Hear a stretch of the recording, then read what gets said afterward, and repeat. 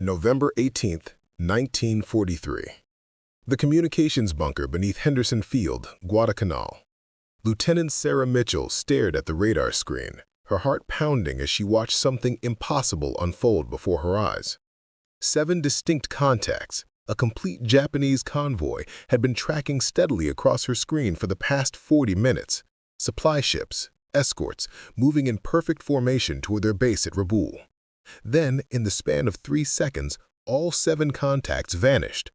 Not faded, not drifted off course. Vanished, as if they had never existed at all. Before we jump back in, tell us where you're tuning in from, and if this story touches you, make sure you're subscribed, because tomorrow I've saved something extra special for you. Sarah's hands trembled as she recalibrated the equipment, certain she had made a mistake, that exhaustion had finally caught up with her after 16 straight hours monitoring Japanese fleet movements. The radar set was primitive by any standard, temperamental, prone to glitches, but it had never done anything like this. Ships didn't simply disappear from radar. They moved out of range, yes. They could be obscured by weather, certainly. But 7 ships simultaneously ceasing to exist, that defied every principle of physics and electronics she understood. She grabbed the headset connecting her to the other radar stations along the Solomon Islands chain. Her voice was steady despite the adrenaline coursing through her veins. "Baker Station, this is Charlie Station. Do you have contacts bearing 270, range approximately 80 nautical miles? Over." Static crackled for a moment before the response came through. "Charlie Station, negative on contacts that bearing. Our screen is clear. What are you seeing? Over." Sarah's stomach tightened. Baker Station should have had the same contacts. Their coverage overlapped specifically to prevent gaps in surveillance. If Baker couldn't see the convoy, either their equipment had failed or something far stranger was happening. "Baker Station, I had 7 contacts, definite surface vessels, moving in convoy formation. They were there for 40 minutes, solid returns. Then they vanished simultaneously. I need confirmation this isn't equipment failure on my end. Over." The pause that followed felt like an eternity. When the voice returned, it carried a tension that matched her own. "Charlie Station, our equipment is functioning normally. We show no contacts in that area, and we haven't had any for the past 2 hours. Are you certain about what you saw? Over." Certain? Sarah looked at the logbook beside her workstation, at the meticulous entry she had made every 10 minutes, documenting the convoy's position, course, and speed. She had tracking data spanning 40 minutes. She had calculated their destination, estimated their cargo capacity, identified the probable composition of escorts based on the radar signatures. This wasn't a hallucination or equipment glitch. This was real intelligence about enemy movements, intelligence that had somehow ceased to exist. "Baker Station, affirmative. I have written documentation of track positions over 40 minutes. The contacts were real. I don't know how they disappeared, but they were there. Charlie Station out." She sat back in her chair, mind racing through possibilities. Could the Japanese have some new technology that fooled radar? The Germans were experimenting with radar countermeasures in Europe, primitive systems that created false returns or obscured real targets. Perhaps the Japanese had developed something similar, something that could make an entire convoy invisible to electronic detection. Or perhaps this was something even more exotic, some phenomenon of atmospheric conditions or equipment interaction that nobody had documented before. The implications were staggering either way. If the Japanese could make their ships invisible to radar, every Allied naval operation in the Pacific was suddenly vulnerable. The technological advantage that radar had provided, the ability to detect enemy forces beyond visual range and position friendly forces for optimal engagement, could be neutralized.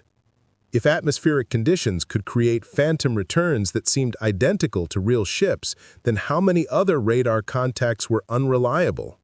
How many operational decisions had been made based on similar false data? Sarah had been working radar operations for 18 months. Ever since completing her training at the Naval Research Laboratory in Washington. She was one of only a dozen women assigned to radar duties in the Pacific Theater. a posting that had required her to fight through layers of military bureaucracy that assumed women couldn't handle technical work or cope with combat zone conditions. She had proven herself repeatedly, identifying enemy aircraft formations before they could strike Allied positions, tracking Japanese naval movements that led to successful interceptions, maintaining equipment that male technicians had declared beyond repair.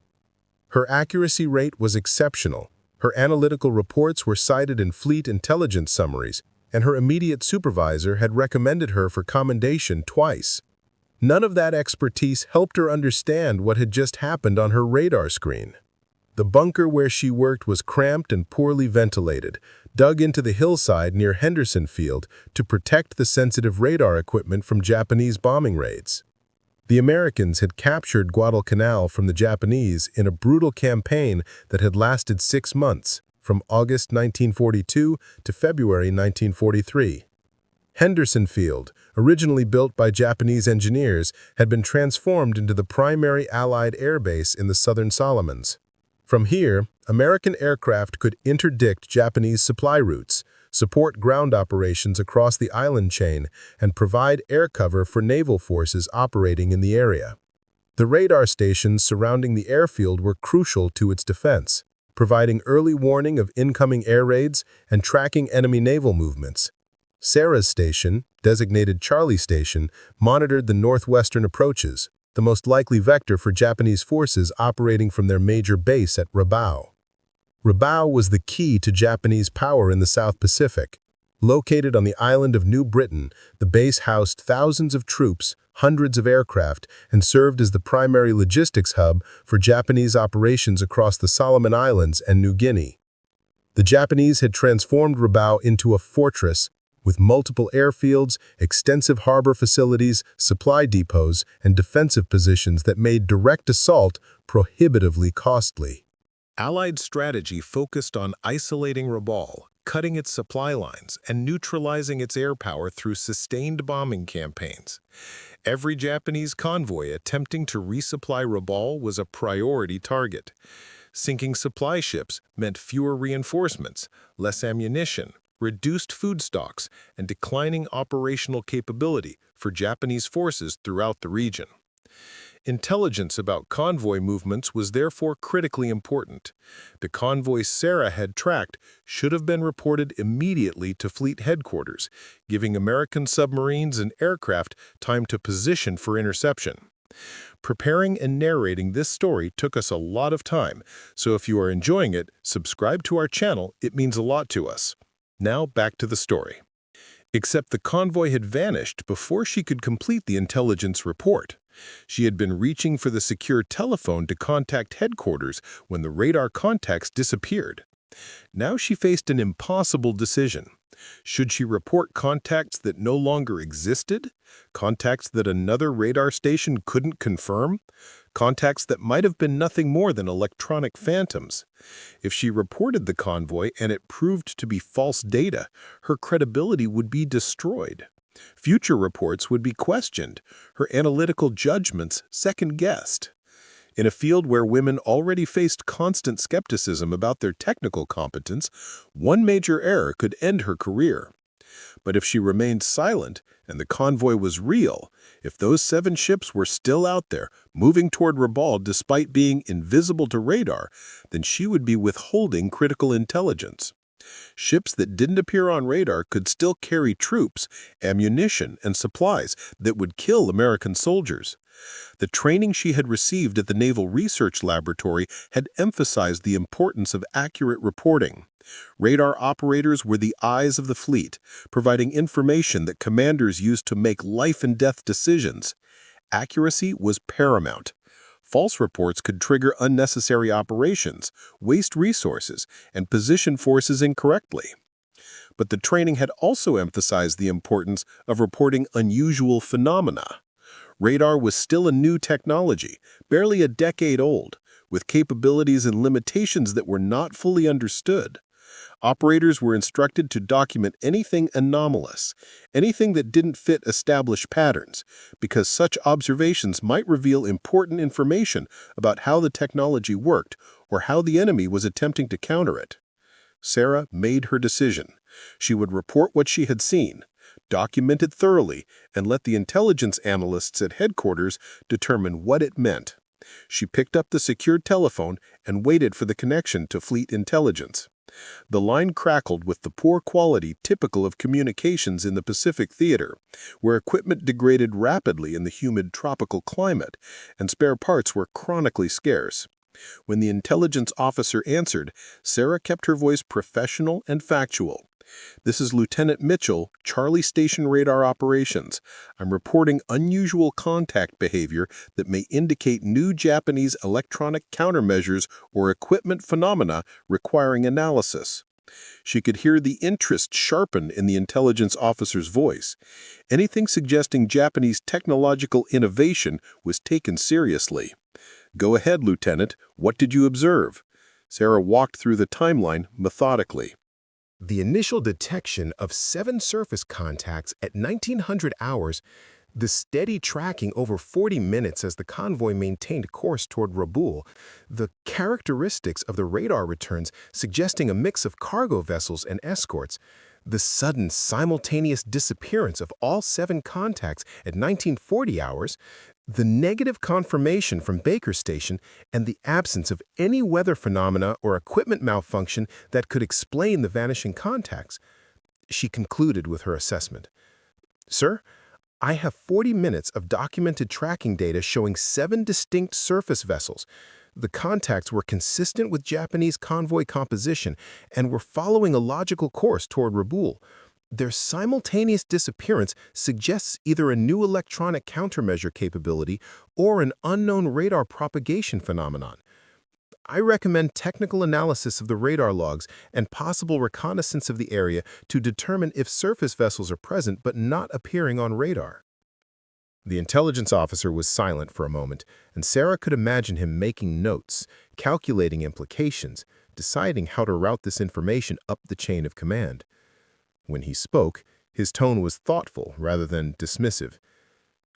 "Lieutenant, this is the first report we've received of multiple contacts vanishing simultaneously. We've had isolated cases of contacts fading unexpectedly, but those were attributed to equipment issues or atmospheric conditions. 7 contacts disappearing together is different. I'm going to forward this to technical intelligence for analysis and to operations for possible reconnaissance tasking. In the meantime, document everything in your station log. Note the exact time and conditions and monitor for any recurrence. If you see similar behavior again, report immediately." Sarah felt relief wash over her. The intelligence officer was taking her seriously, treating this as potentially significant rather than dismissing it as operator error. "Understood, sir. I'll maintain close monitoring and report any similar phenomena. Charlie Station out." She returned to her radar display, but her mind continued working through the problem. Radar functioned by transmitting radio waves that reflected off solid objects and returned to the receiver. The time delay between transmission and reception indicated distance, while the direction of the antenna indicated bearing. Multiple reflections from the same object created the contact that appeared on the display screen. For a contact to vanish, something had to prevent the radio waves from reflecting back to the receiver. The object could move out of range, but that took time and would show as gradual fading rather than instant disappearance. The object could be destroyed, but 7 ships don't explode simultaneously without massive external cause. The radio waves could be absorbed or deflected by something between the transmitter and the target, but atmospheric conditions that could do that over such a wide area would be visible on weather monitoring equipment. Or the enemy could be using technology specifically designed to counter radar, creating electronic interference that prevented detection. Sarah had read intelligence summaries about German radar countermeasures in Europe. The Germans had developed a system called Window, consisting of strips of aluminum foil dropped from aircraft to create massive clouds of false radar returns that obscured real targets. They had developed another system called Aphrodite, which detected Allied radar transmissions and jammed them with powerful transmitters. The Japanese were known to be less advanced in electronic warfare than the Germans, but that didn't mean they weren't developing their own systems. Perhaps this convoy had been the test of a new Japanese countermeasure, something that could make ships invisible to radar detection. If so, the implications for Allied naval operations were profound and terrifying. The Pacific War depended heavily on radar for both offensive and defensive operations. American submarines used radar to locate targets at night when visual detection was impossible. Surface ships used radar to track enemy forces, coordinate formations, and aim their guns beyond visual range. Aircraft used radar for navigation, target location, and bombing through clouds. If the Japanese could neutralize radar, they could regain the element of surprise that radar had taken from them, operating under cover of darkness or weather with impunity. The technological balance that had shifted toward the Allies with the introduction of radar could shift back toward the Japanese with effective countermeasures. Naval battles that had been won through superior detection and positioning could be lost if detection became unreliable. The entire Allied strategy in the Pacific, built on the assumption of technological superiority, could be undermined. Sarah forced herself to consider alternative explanations. Perhaps what she had seen wasn't a Japanese convoy at all, but some kind of atmospheric phenomenon that created radar returns mimicking ships. The ionosphere, the layer of Earth's atmosphere that reflected radio waves, was known to create unusual propagation effects under certain conditions. Radio waves could bounce off ionospheric layers and travel far beyond their normal range, creating what was called skip phenomenon. Could something similar create false radar returns? She wasn't qualified to answer that question, but she knew people who were. The Naval Research Laboratory in Washington employed physicists and engineers who understood the theoretical principles behind radar far better than operational personnel like herself. Her report would reach them eventually, and they would analyze whether atmospheric physics could explain what she had observed. But Sarah's intuition, developed through 18 months of staring at radar screens and correlating contacts with known ship movements, told her that what she had seen was real. The contacts had behaved exactly like surface vessels. They had maintained steady course and speed, moving in formation typical of convoy operations. Their radar signatures had shown the characteristic patterns of steel-hulled ships reflecting radio waves. They hadn't flickered or wavered the way atmospheric phenomena tended to do. They had been solid, consistent, real. And then they had vanished as if someone had flipped a switch, cutting off the radar returns instantly. Technology could do that.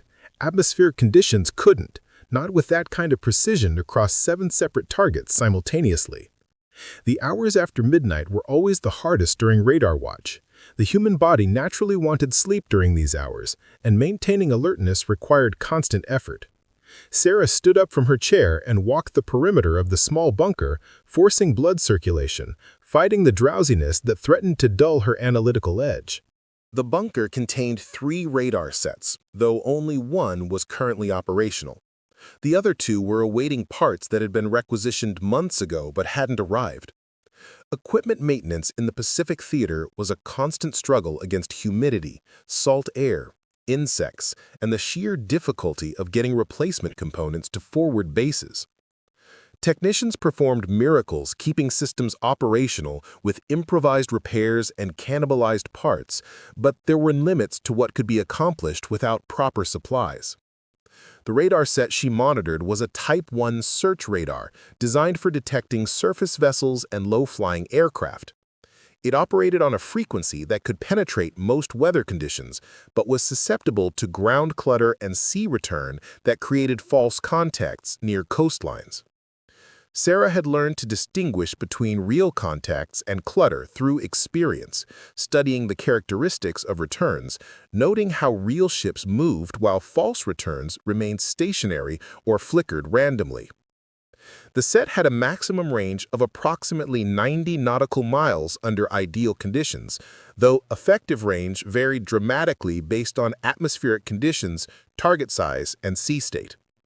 The convoy she had tracked had been near the limit of detection range, which made their sudden disappearance even more puzzling. If they had simply moved beyond range, the contacts would have faded gradually over several sweeps of the radar antenna. Instead, they had vanished between one sweep and the next, present one moment and absent the next. Sarah returned to her chair and made another notation in the station log, documenting the time, her current observations, and the fact that no contacts had reappeared in the area where the convoy had vanished. The log would become part of the permanent record, available to analysts who might be investigating this incident months or years later. Proper documentation was essential in military operations, creating an archive of observations that could reveal patterns invisible to individual operators. Perhaps other radar stations had observed similar phenomena but hadn't reported it, or had reported it in ways that didn't make the connection obvious. Perhaps this wasn't an isolated incident, but part of a larger pattern that could only be recognized by correlating reports from multiple sources. The secured telephone rang, startling her from her thoughts. She grabbed the handset. "Charlie Station, Lieutenant Mitchell." The voice on the other end was calm but carried an edge of urgency. "Lieutenant, this is Commander Peterson, Operations. I've reviewed your report about the vanishing convoy contacts. I'm authorizing a reconnaissance flight at first light to sweep the area where you last tracked those contacts. If there are ships out there that aren't showing on radar, we need to know. The patrol will launch at 0600 hours. I need you to provide the exact coordinates of the last known position and the projected course if they maintained their heading." Sarah quickly calculated the coordinates, referencing her tracking notes and the course projections she had made. "Sir, last confirmed position was latitude 08 degrees 15 minutes south, longitude 154 degrees 42 minutes east. They were on a heading of 285 degrees, speed estimated at 12 knots. If they maintained course, they would be approximately 15 nautical miles further along that track by 0600 hours. She could hear Commander Peterson writing down the information. "Understood. The patrol will investigate. Lieutenant, I want you to know that we're taking this seriously. Your record has been exemplary, and your reports have consistently proven accurate. If you say you tracked 7 ships for 40 minutes, then we believe you tracked 7 ships. What happened to them is the question we need to answer. Keep monitoring and report any unusual activity immediately." The line went dead before Sarah could respond. She felt a mixture of validation and increased pressure. The command staff believed her report, which meant they would commit resources to investigating it. A reconnaissance flight wasn't trivial. Aircraft and crews were precious assets, with maintenance schedules, fuel requirements, and crew rest limitations that made every flight a calculated decision. The fact that Commander Peterson was authorizing a dawn patrol based solely on her report meant he considered the potential intelligence significant enough to justify the expenditure. It also meant that if the patrol found nothing, if her contacts proved to be phantoms or equipment errors, the consequences would be severe, not just for her career, but for her credibility and the credibility of every woman trying to prove they belonged in technical military roles. The weight of that responsibility settled onto her shoulders as she watched the radar screen continue its endless sweep. The green line rotated around the circular display, painting a picture of the ocean surface within range of the transmitter. Coastlines appeared as bright clutter, islands showed as solid returns, and occasional rain squalls created diffuse patches of return. But no ships, no contacts anywhere near the area where the convoy had been. It was as if they had sailed into another dimension, leaving no trace of their existence except for the entries in her logbook. Sarah thought about the men aboard those ships, if they were real. Japanese sailors, possibly conscripts, definitely far from home, serving an empire that was slowly losing its grip on the territories it had conquered. They were the enemy, certainly, but they were also human beings doing their duty as they understood it. If those ships were out there, invisible to radar but still very real, those men had no idea that Allied reconnaissance would soon be hunting for them. The hours until dawn crawled past with agonizing slowness. Sarah maintained her watch, documenting routine contacts, tracking a few fishing boats operating near the coast, monitoring the approach of a weather front from the southeast. She made coffee on the small electric hot plate in the corner of the bunker, the bitter liquid helping maintain alertness, but doing nothing to calm the nervous energy that kept her hyper-focused on the radar display. Every sweep of the screen brought the possibility that the contacts might reappear, that whatever had made them vanish might reverse itself.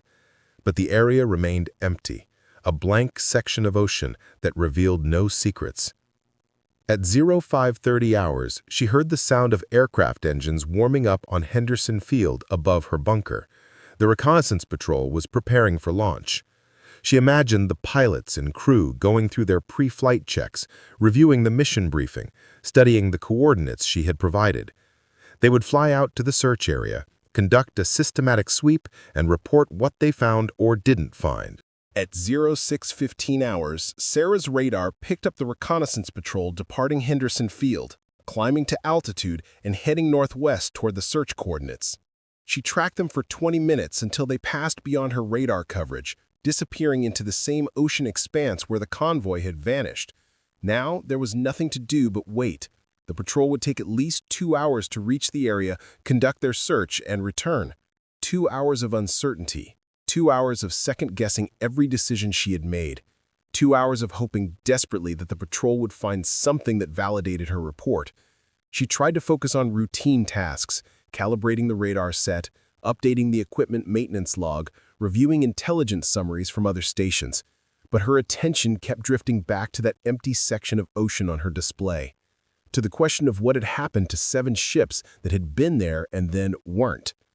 The radio in the corner of the bunker crackled to life at 0840 hours. The reconnaissance patrol was calling in their preliminary report. Sarah grabbed the handset, her heart pounding. "Charlie Station, go ahead." The pilot's voice was professional but carried an undertone of confusion. "Charlie Station, this is Ranger 23. We've completed sweep of the designated search area. Visibility is excellent, sea state calm. We have negative contact on surface vessels in the primary search zone. We expanded search to cover possible deviation from projected course. Still negative contact. We're seeing nothing out here but empty ocean. Can you confirm the coordinates you provided? Over?" Sarah's stomach dropped. The patrol had found nothing. Not just no ships, but no evidence that ships had ever been in the area. No debris from vessels that might have been sunk, no oil slicks from damaged ships, no wake trails that might indicate recent passage. Nothing. It was as if the convoy had never existed, as if the 40 minutes of tracking data in her logbook were fiction. But she knew what she had seen. Those contacts had been real. They had moved with the consistency and behavior of actual surface vessels. Their radar signatures had been typical of steel-hulled ships. She hadn't imagined them, and the equipment had been functioning normally. Something had happened to those ships. Something that left no physical evidence and no radar trace. The implications were staggering and deeply unsettling. If ships could vanish without leaving evidence, then the entire system of maritime surveillance that the Allies depended on was potentially compromised. How many other contacts had disappeared in similar fashion, but hadn't been reported or investigated? How many intelligence assessments were based on incomplete data because ships were moving through areas without appearing on radar? The technological advantage that radar provided was built on the assumption that detection was reliable. If detection could be fooled or bypassed, then every operational plan built on radar intelligence was suspect. Sarah knew she had to document this thoroughly, had to ensure that every detail was preserved for analysis, because this was bigger than one vanishing convoy. This was potentially a fundamental shift in the nature of naval warfare in the Pacific. At 0930 hours, the reconnaissance patrol called in their final report. They had expanded their search to cover an area 3 times larger than the original coordinates, flying search patterns that should have detected any surface vessels within 100 square miles. They had found nothing. No ships, no debris, no evidence of recent naval activity. The ocean was empty. Commander Peterson came back on the line personally after the patrol returned to base. His voice was measured, carefully neutral. "Lieutenant Mitchell, the reconnaissance mission found no evidence of surface vessels in the search area. I've reviewed your logbook entries and the technical data from your radar set. Everything appears to be in order from a procedural standpoint. I'm requesting that maintenance perform a complete diagnostic on your equipment to rule out any technical issues that might have created false returns. In the meantime, continue your normal duties and report any similar phenomena immediately. Sarah understood what wasn't being said. The command staff still believed she had followed proper procedures, but they couldn't explain what had happened. The lack of physical evidence created doubt about whether the contacts had been real. Without confirmation from the reconnaissance patrol, her report would be classified as unexplained phenomena, possibly equipment malfunction, possibly atmospheric conditions, possibly operator error despite her excellent track record. It was the best outcome she could hope for under the circumstances, not an outright dismissal of her report, but not validation either. The incident would remain in the files, a mystery that defied explanation and couldn't be resolved with available evidence. She spent the rest of her shift documenting everything in meticulous detail, knowing that her report would be studied by intelligence analysts and technical experts trying to understand what had happened. Every notation she had made in the logbook, every radar sweep that had captured the convoy, every calculation of position and course, all of it went into a comprehensive report that filled 12 pages of typed analysis. When her relief arrived at 1400 hours, Sarah was exhausted but too wired to sleep. She walked out of the bunker into the brilliant tropical sunlight, squinting against the glare after 16 hours in the dimly lit underground facility. Henderson Field was busy with routine operations, aircraft taking off and landing, ground crews servicing planes, trucks moving supplies across the airfield. The war continued its relentless pace, indifferent to mysteries and unanswered questions. Sarah made her way to the women's quarters, a small cluster of tents set apart from the main barracks. There were only 20 women stationed at Henderson Field, most of them nurses at the field hospital, a few, like Sarah, in technical or administrative roles. They formed a tight community, supporting each other in an environment that was often hostile to female presence in combat zones. Lieutenant Rebecca Harris, a nurse who would become Sarah's closest friend at Guadalcanal, was reading on her bunk when Sarah entered the tent. Rebecca looked up and immediately recognized the stress on Sarah's face. Rough shift? Sarah collapsed onto her own bunk and stared at the canvas ceiling. I tracked a Japanese convoy for 40 minutes. 7 ships, perfect formation, heading toward Rabaul. Then they vanished. All of them, simultaneously, like someone flipped a switch. The reconnaissance patrol found nothing. No ships, no debris, nothing. It's like they never existed. Rebecca set down her book and gave Sarah her full attention. But you're certain you saw them? Sarah turned her head to look at her friend. I tracked them for 40 minutes, Rebecca. I have detailed logs, position plots, everything. They were real. But now there's no evidence, and I look like either my equipment failed or I made a mistake. Except I know I didn't. Rebecca was quiet for a moment, then spoke with the practical wisdom that came from months of treating wounded soldiers. Sarah, I've seen things in the field hospital that I can't explain. Men who should have died from their wounds but somehow survived. Men who had minor injuries but died anyway, for no medical reason I could identify. War creates situations that defy normal explanation. Maybe your convoy is one of those situations. Maybe there are things happening out here that we don't have the knowledge to understand yet. Sarah considered that perspective. Rebecca was right that the Pacific War had revealed phenomena and situations that pre-war science couldn't fully explain. The psychological effects of combat, the extreme resilience of some wounded soldiers, the mysterious failures of equipment that should have functioned properly, all defied simple explanation. Perhaps the vanishing convoy was similar, an event that lay outside current understanding of how radar and naval operations worked. The thing that bothers me most, Sarah said slowly, is not knowing. If the equipment failed, I can understand that. If I misidentified atmospheric conditions as ships, I can learn from that mistake. But if those ships were real and they found a way to become invisible to radar, then we're facing a threat we're not prepared for. And if I'm the only one who's reported it, maybe I'm the only one who's noticed, which means it could be happening elsewhere and we don't know.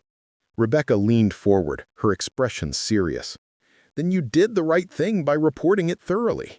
That's all you can do.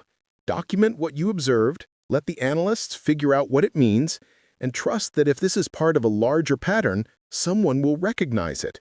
You're not responsible for solving every mystery, Sarah. You're responsible for reporting accurately, which you did.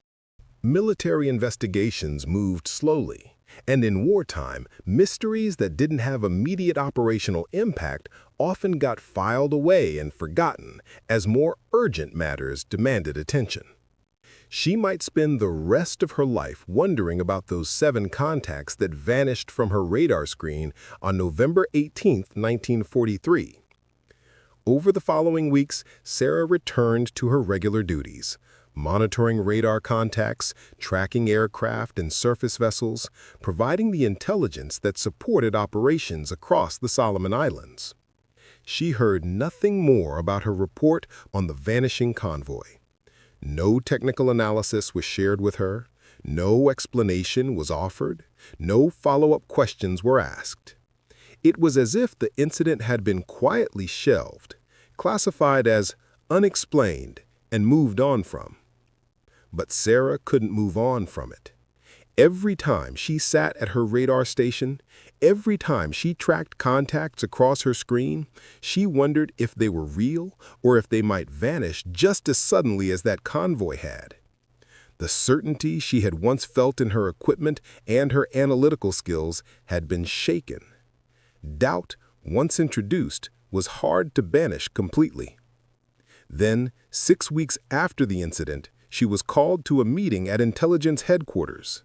Commander Peterson was there, along with 2 officers she didn't recognize, both wearing the insignia of technical intelligence specialists. The senior officer, a captain, introduced himself and got straight to the point. "Lieutenant Mitchell, we've completed analysis of your report from November 18th regarding the contacts that disappeared from your radar. We've also received similar reports from 3 other radar stations across the Pacific, all describing contacts that vanished suddenly without explanation. We believe you witnessed something significant, something that requires further investigation. We need to understand what the Japanese are doing, or what atmospheric phenomenon is occurring that can make ships disappear from radar detection." Sarah felt a wave of relief so intense it was almost physical. She hadn't been wrong. Other operators had seen the same thing. This was real, not equipment failure or operator error, but an actual phenomenon that multiple trained observers had documented independently. The captain continued, "We don't have answers yet about what's causing this. Our technical people are analyzing whether this could be a new Japanese electronic countermeasure or whether there's some atmospheric or oceanographic condition that can create this effect. What we do know is that it's happening more frequently than we initially realized.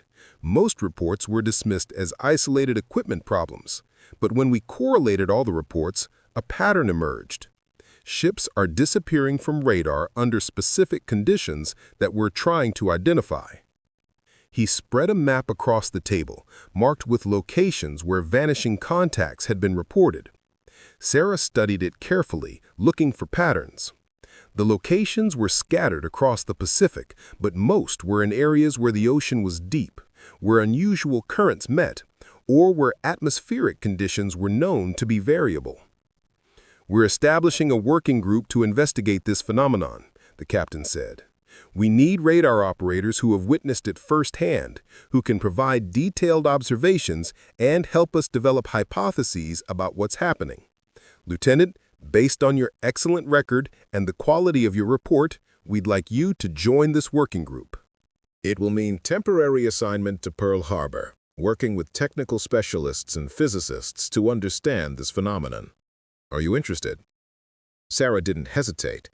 "Yes, sir, absolutely. If this is something that affects our ability to detect enemy movements, then understanding it is crucial." The captain smiled slightly. "That's the right answer, Lieutenant. You'll receive orders within the week. This investigation has the highest priority. If the Japanese have developed technology that can fool our radar, we need to know. If this is a natural phenomenon that we don't understand, we need to know that too. Either way, knowledge is what will give us advantage. You helped us recognize that this is a real pattern worth investigating. Now help us figure out what it means." Sarah left the meeting feeling purpose and validation that had been missing since the night her convoy vanished. She was going to be part of the solution, part of the effort to understand what had seemed incomprehensible. The mystery that had haunted her for 6 weeks was about to be investigated properly by people with the resources and expertise to potentially solve it. The war would continue its brutal progression across the Pacific. More battles would be fought, more lives would be lost, more mysteries would emerge. But Sarah Mitchell had learned something crucial that night when 7 ships vanished from her radar screen. She had learned that uncertainty could be endured, that reporting accurately mattered even when the truth seemed impossible, that persistence in documenting the unexplained could lead to understanding. She had learned that one operator in a bunker could make a difference by refusing to dismiss what her eyes and equipment told her, even when it defied explanation. Most of all, she had learned that in war, as in life, the courage to acknowledge what you don't understand is the first step toward understanding it. The vanishing convoy would become part of a larger investigation that would advance radar technology and atmospheric science.